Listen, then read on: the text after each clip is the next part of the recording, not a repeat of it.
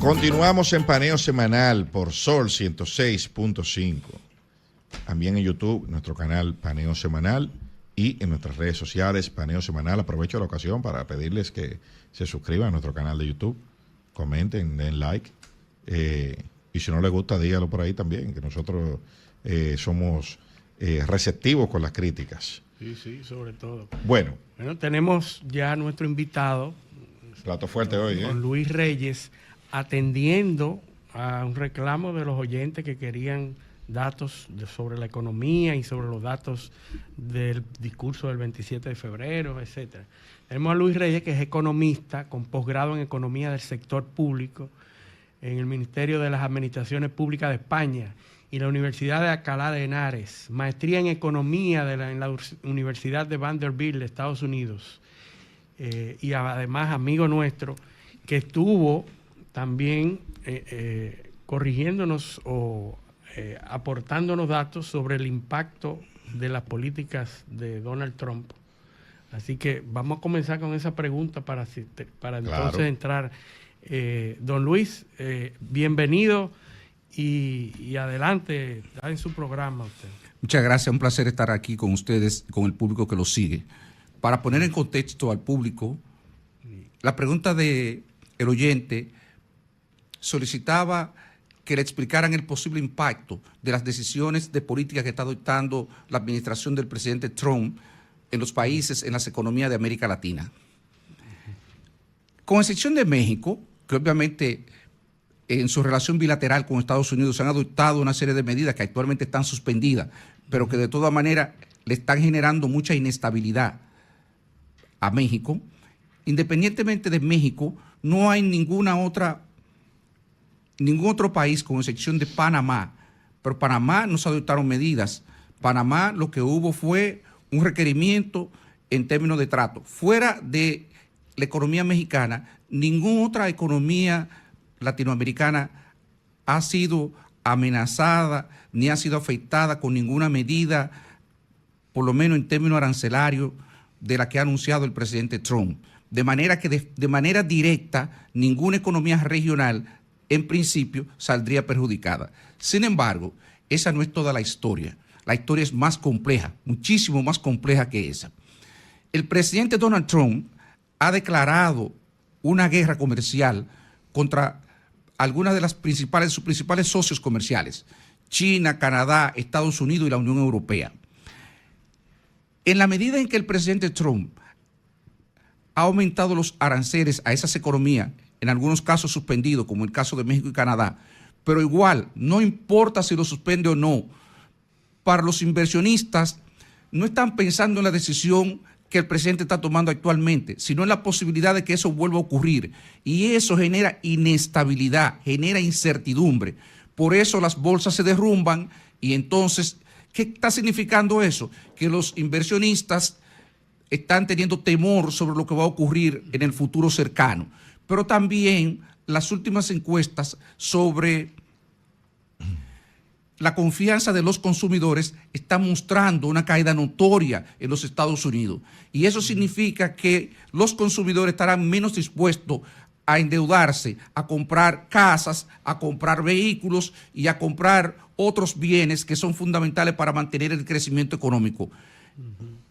En otra palabra, toda esta retórica y estas decisiones están generando, se resume la palabra, en incertidumbre. Y la incertidumbre no es buena para los negocios, no es buena para las decisiones de inversión ni de consumo.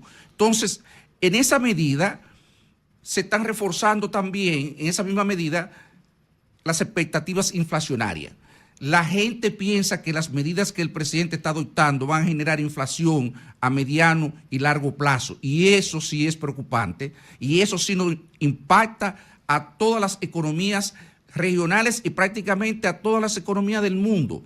Por lo siguiente, cuando crece la inflación, hay que aumentar las tasas de interés para compensar a los ahorrantes y para evitar que ellos saquen su dinero y lo lleven a otras economías donde el rendimiento pueda ser mayor. Entonces, si los Estados Unidos, si el Banco Central de los Estados Unidos mantiene incluso los niveles actuales de tasa de interés que ya son elevados, para el promedio histórico de esa economía, aún manteniéndolo, pero lo más probable es que tenga que incrementarlo. Si incrementa la tasa de inflación, entonces eso va a afectar el costo de el endeudamiento de la mayoría de los países de la región de América Latina, que son países en general que están razonablemente muy endeudados.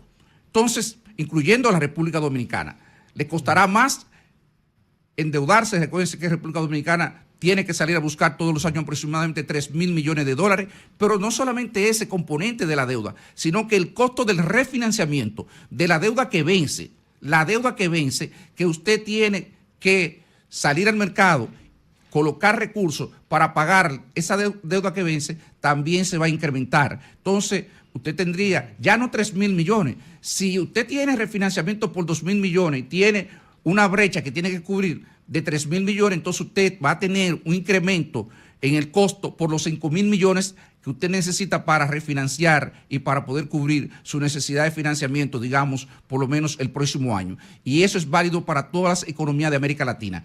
El último elemento, el último componente aquí es, ya si Estados Unidos entra en una recesión, entonces si entra en una recesión como resultado de esta guerra comercial, entonces la situación es más grave.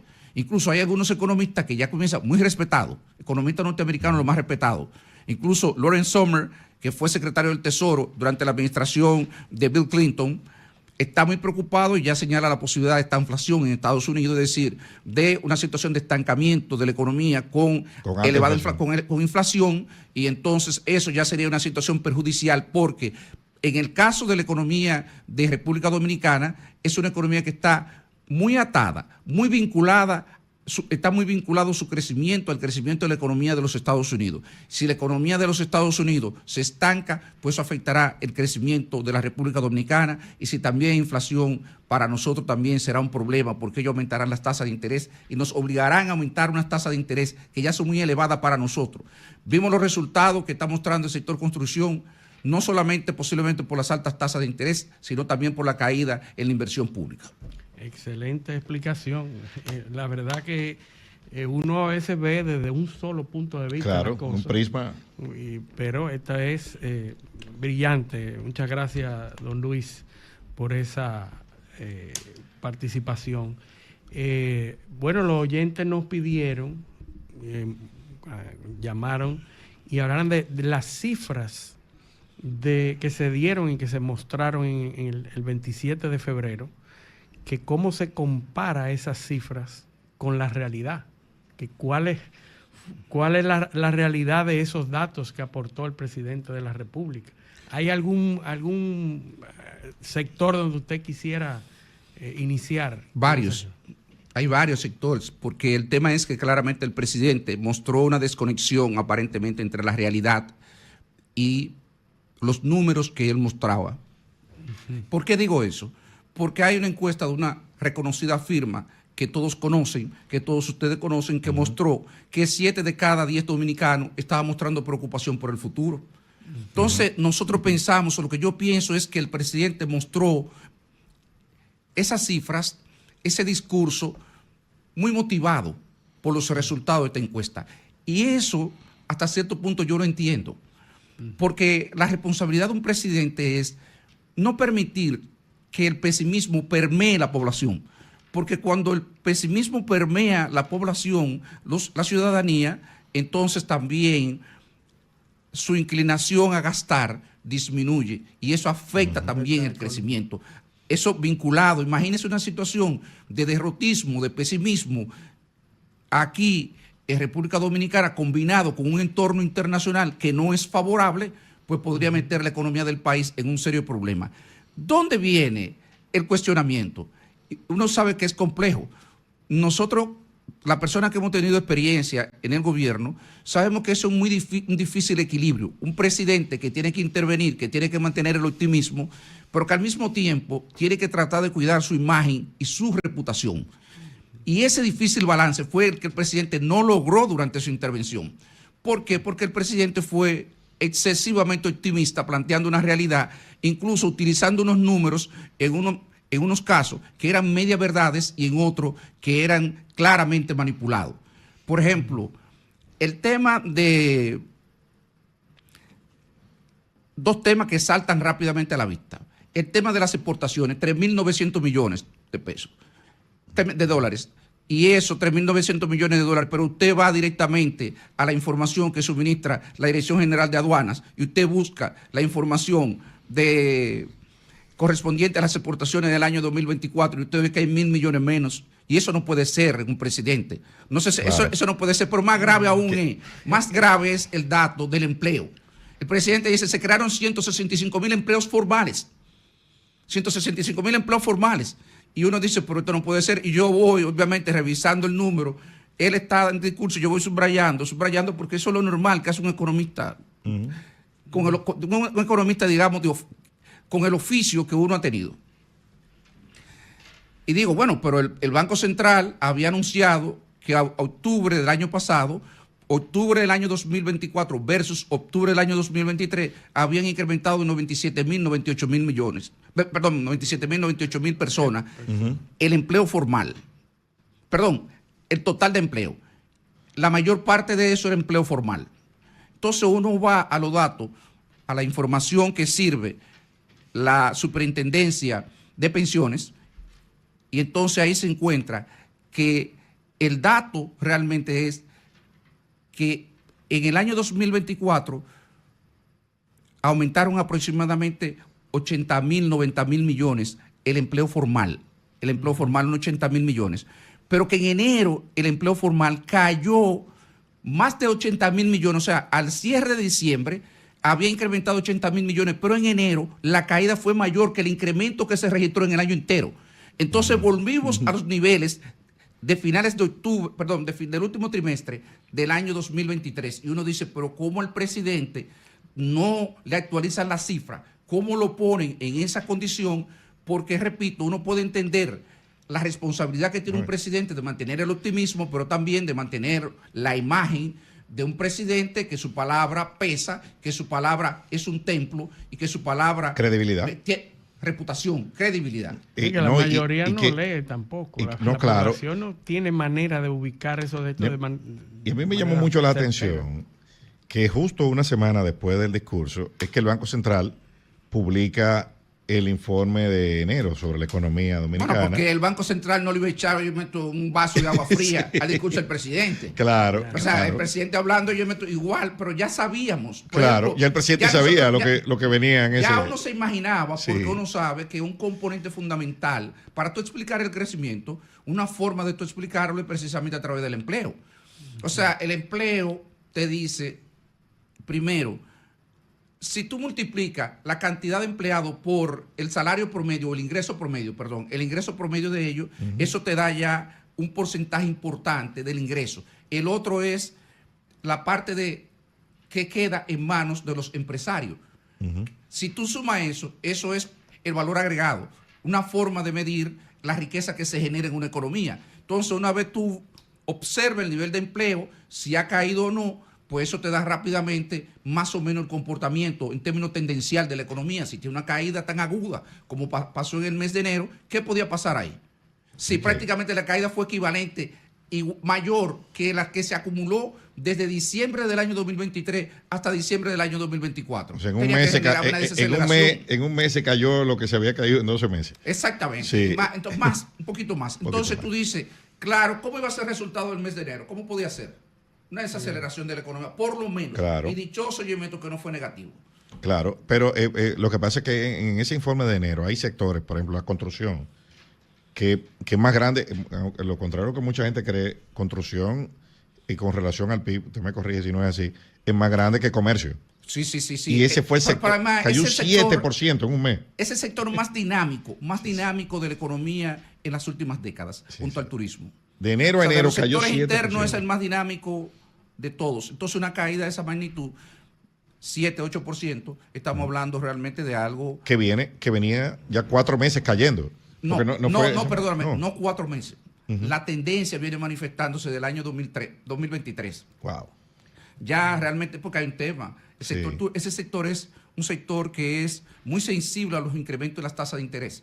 Y todos ustedes saben lo que ha pasado con la tasa de interés en general, pero en particular en ese sector. Y ahora la tasa de cambio. A tasa de 15%, tomar un préstamo a largo plazo, hay muy pocas personas que califican y eso debe estar afectando al sector y lo ha venido afectando. Y no hay perspectiva que a corto plazo ni a mediano plazo esa situación cambie. ¿Por qué? Por lo que estábamos hablando anteriormente. Porque el entorno internacional no permite que ahora, eso se modifique. Ahora viene la otra amenaza, que es la tasa de cambio. Ahora viene el problema que está también, subiendo ese otro ataque que va a incidir negativamente en el crecimiento del sector construcción, que tiene una alta dependencia de material importado. O sea que el panorama no es nada halagüeño. Y el empleo tendrá que ver con con la anunciada alza de los salarios de abril. Podría ser que sí, eso es un tema que habría que investigarlo, podría ser una posible explicación, no lo sabemos, no sabemos si ese resultado también de las tasas de interés elevadas, que eventualmente llega un momento que alcanzan un pico y comienzan a expresarse, porque recordemos, una empresa en sentido general opera con financiamiento. Es difícil que una empresa opere con capital propio, muy pocos, excepto quizá las grandes empresas que acumulan, pero la mediana empresa, la pequeña y la microempresa ni se diga, operan con financiamiento. Y llega un punto donde esas empresas, el costo financiero que pagan es tan elevado que ya no le permiten mantener la plantilla. Hay un momento donde el pago de los intereses compite con el pago de la nómina. Y entre uno y otro, ellos tienen que adoptar medidas de recorte. Entonces, hay varios elementos que pueden estar explicando eso. Lo otro es, como no se había ajustado el salario mínimo, que es otra de las cosas que el presidente también conversó y que exageró, hablando el salario mínimo alcanzaba para cubrir 80% de la canasta básica del quintil 1. Menos, en el quintil 1 menos. Porque hay una brecha, yo meto en el quintil 1 para la micro y la pequeña empresa el salario, 15,000, 17,000. Calculado precisamente el día del discurso, hay una brecha de 8,000 y 10,000 pesos entre el salario mínimo de la microempresa y la pequeña empresa respecto al costo de la canasta familiar. No cubre ni siquiera la canasta de alimentos. Y ya es un problema mayor. Entonces, en ese escenario, que representan un porcentaje elevadísimo del empleo, esas dos categorías, no podemos estar hablando de ese nivel de bienestar. Entonces es el contraste, y ahí nos volvemos a hablar otra vez del tema de la credibilidad del presidente, digo, ¿por dónde está? Y del tema de la desconexión. Pero además hay una encuesta que te está diciendo que hay una preocupación, y esa misma encuesta dice que para el 50%, para uno de cada dos encuestados, el tema del costo de la canasta familiar es el tema más importante. Entonces, si eso es así, y tiene fundamento, cuando uno lo busca y va a la data y revisa, entonces se encuentra por qué uno de cada dos encuestados piensa que su mayor problema es el costo de la canasta familiar. ¿Qué es lo que ha pasado? Que de los componentes de la canasta familiar de agosto del año 2020 a la fecha, la que más ha crecido es alimentos, con un 40%. Díganme ustedes, si a usted no le han aumentado el salario en más de un 40%, ¿cómo usted puede compensar para mantenerse comprando lo que usted adquiría hace 4 o 5 años? Y ustedes saben que eso no es así. Y como no es así, entonces lo que tenemos debe ser una situación de mayor precariedad. Ni hablar, porque los empleos que se han generado también son empleos en el sector informal. Y esos empleos en el sector informal que carecen de seguridad social y por tanto de acceso a seguro de salud y a otras cosas, esos individuos, lo que estamos hablando es que tienen una forma de empleo precarizada y por tanto una pérdida también en sus condiciones de bienestar. Pero ha subido el empleo oficial, o sea, en el gobierno. Sí, no, lo de la nómina pública, no, pero esa es la escandaloso. historia, el tema es ese, y eso era a que se refería el presidente Danilo Medina durante su intervención la pasada semana. 99,000 empleados. El problema no es también los 100,000 empleados que ha generado, pero no solamente por eso, porque no es los 100,000, es el salario promedio de ellos que se ha incrementado. Señor, la nómina que se ha incrementado en un 20%, entonces cuando tú le sumas la nómina más el incremento en el pago de los intereses, tú dices, wow, es que entonces, por eso yo entiendo por qué la inversión pública es tan baja. El monto de la nómina se ha incrementado en un 74% con relación a lo que era el 2020. Son 154,000 millones la nómina ahora. Le cuesta al Estado Dominicano. Así eso es. Increíble. Eso es increíble. Entonces, eso no son los 100, que los 100, oye, Beto, pueden parecer bajos. Sí. es el incremento del salario promedio. Cuando tú le sumas a los 738 mil personas que tienen actualmente ocupados, 754.000. 754.000 Ajá. que tiene actualmente contratado el gobierno, con salario muy por encima de lo que tenía hace 4 o 5 años, entonces tiene ese resultado de un incremento de 154.000 millones Sí. de pesos solamente en la nómina. Y obviamente con una rigidez en términos de recaudaciones, y tú no tienes el control para poder mantener a raya la nómina, y por el contrario prefieres endeudarte para gastar precisamente y financiar dos cosas: el déficit del sector eléctrico, Ahí- que es un dinero, unos recursos Sí, que tú estás quemando, Ahí voy. y pagar parte de esa nómina. ¿Dónde vamos a llegar? Ahí vamos cuando hablamos de la pausa. Pero lo dejo con esta idea. 154.000 millones más en nómina. 33.000 millones más en pensiones. Y no me acuerdo cuánto fue que aumentaron el monto de las ayudas, de los programas de apoyo. Y 14.000, 29.000, con unos 15.000 o 20.000 millones. Y más de 70.000 millones de incremento, traducido a pesos, lógicamente, 75.000 millones de pesos, el incremento en el déficit eléctrico. Usted sume todo eso y ahí usted va a encontrar la receta, una receta de un sancocho económico importante. Pero vámonos a la pausa. Esto es Paneo Semanal, no le cambie. Un paneo con habilidad, encuentro e interrogatorio.